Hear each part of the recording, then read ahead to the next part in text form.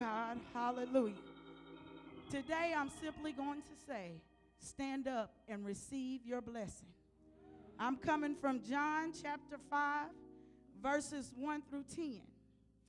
After this, there was a feast of the Jews, and Jesus went to Jerusalem. Now there in Jerusalem by the sheep gate in a pool, which is called Hebrew, Bethesda, having 5 porches.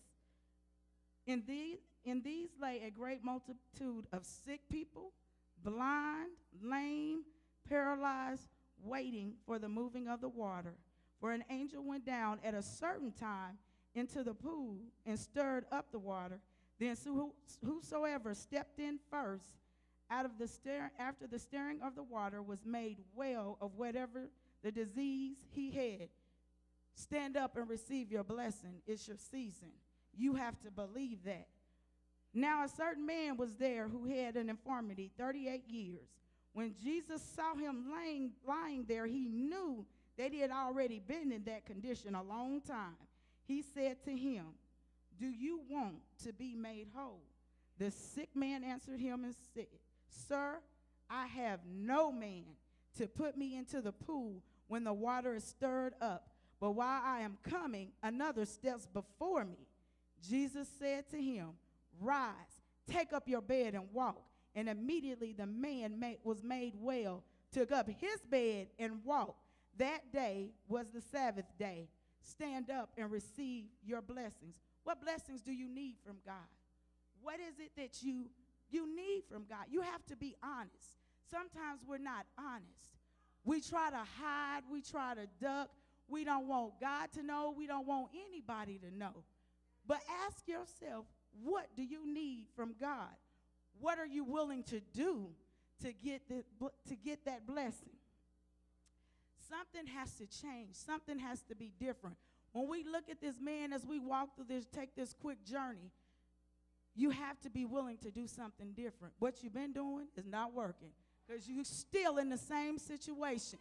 You're still in the same rut. You're still facing the same problems. What are you going to do to change it? How desperate do you want to change it? What sacrifices are you going to make? It might hurt now to make the sacrifices, but when you look beyond and see the reward that God has for you, it will be worth it. It's time to stand up and receive your blessings. When we look at this man, he was sick for 38 years. He suffered long. It didn't say where he came from, but he had a journey that he had to go just to get to his blessing that he knew about, because he knew about the angel coming. The angel only came at a certain season, at a certain time. So you had to be the first one to get there. You had to be the one that entered that pool of water first. How many of us have gone to concerts and wanted to be the first ones to get it so we can sit on front row seats? We wanted to be that one. And this is what this man said: I'm going to make this journey. He couldn't walk. There was no wheelchairs in his time. But he made it to the pool. He saw his blessing. He knew, but he still couldn't get there. People passed him up. Nobody stopped and said, "Sir, can I give you my time? I'll go in. I'll let you go in." How many of us just go about our daily business, not thinking about anybody else, not worrying about anybody else but ourselves? We trying to get our blessing. This man was there at the pool. He saw people going in and being healed. How many of us are in a situation, we want a house, we can't get it. We see everybody else. We see everybody else getting jobs, promoted, being financially blessed, but we are still in the same position. Nobody's trying to help us. He said, "No man would help me." But there was a man. There was a man. There was a man. So let me tell you, there are 4 things you must do to receive your blessing. And this is what you have to do prior to meeting the man. I want won't tell you his name, but some of you should already know his name. But we won't go there yet because then we can't get where God wants us to hear first. The first thing is you must be persistent. Persistent is about continuing, lasting, and holding on firmly, steady. You can't give up. You cannot throw in the towel. This man was at this pool. His condition, he couldn't get in, and nobody was helping. But he stayed there. He didn't turn around and say, I'm going to give up. I'm just going to move on. I'm going to forget it. He sat there, and he had suffered 38 years. 38 years is a long time to suffer with something. How long have you been suffering? Whatever it is you're going through. How long? How long will you suffer? After you're persistent, you have to stay on track. You have to stay focused. You can't let go. God will not let go of you. You have to be patient. You have to believe. You have to keep praying. You have to keep fasting. You have to keep coming to his house. You have to keep working. You have to be persistent. And you have to persevere. You're going to go through some things. This man had to get to the pool. He couldn't walk. Nobody was carrying him. And all I can see him is almost crawling. And he couldn't even crawl at a fast pace because they were still beating him in the pool. When you persevere, that's just being determined. No matter what comes upon me, I'm going to believe the word that says, no weapon formed against me shall prosper. I am going to persevere. I'm going to hold on. I'm not going to let things block me because I know God showed it. God promised. He said he was one that will keep his promises. He said, I will never forsake you nor leave you. He is a God that never fails. But you have to persevere. You have to stay and believe that your blessing is around the corner. This man saw his blessing. He knew. How many of you see your blessing? How many know that you are right there at it? It's around the corner. But something is holding you back. Sometimes your condition, your afflictions will hold you back. His condition, he couldn't make it. He couldn't be first.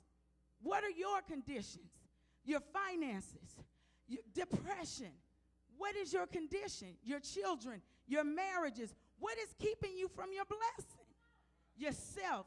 Sometimes we can keep our own selves from our blessing because we doubt. We fear. We don't believe that God can do it. We don't persevere. We want to give up. At the first sign of trouble, we want to let go. We think God don't care. We think God don't believe in us. He don't want us to have things. He don't want us to be blessed. He don't want us to prosper. The enemy will put anything to block you from your blessing. And I know so many of you right now are at that corner. You're at that corner. You see it. You have a ministry on inside of you. But something is holding you back from birthing that ministry. Fear, doubt, what other people might say, how other people might not receive it. It's about God. It's not about you or them. You have to persevere. The man had sat there, had been there so long, he had to profess. Somebody actually stopped and talked to him. He didn't say, oh, I'm okay. I'm going to make it. God said, he told Jesus what he was going through. He said, I've been here. There is no man that will put me in. And Jesus asked a simple question. And that simple question was, do you want to be whole? Sometimes you have to tell people what you're going through. You have to open your mouth. You have to say, I don't care what they think about. But I'm going to tell you because I don't know who God is going to use to bless me.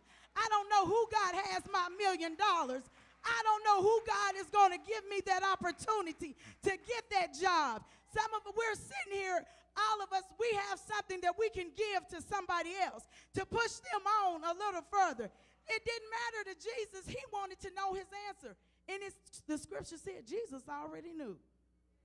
He's God. God knows everything. But he wants you to open your mouth. He wants you to be able to say, God, I need you. I need you to do this. This this is what I need. I need my bills paid. I need my marriages fixed.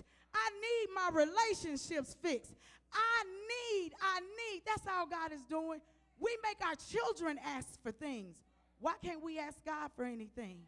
Why can't we just ask him and not just expect him to do it just because he knows already and know we want it and need it?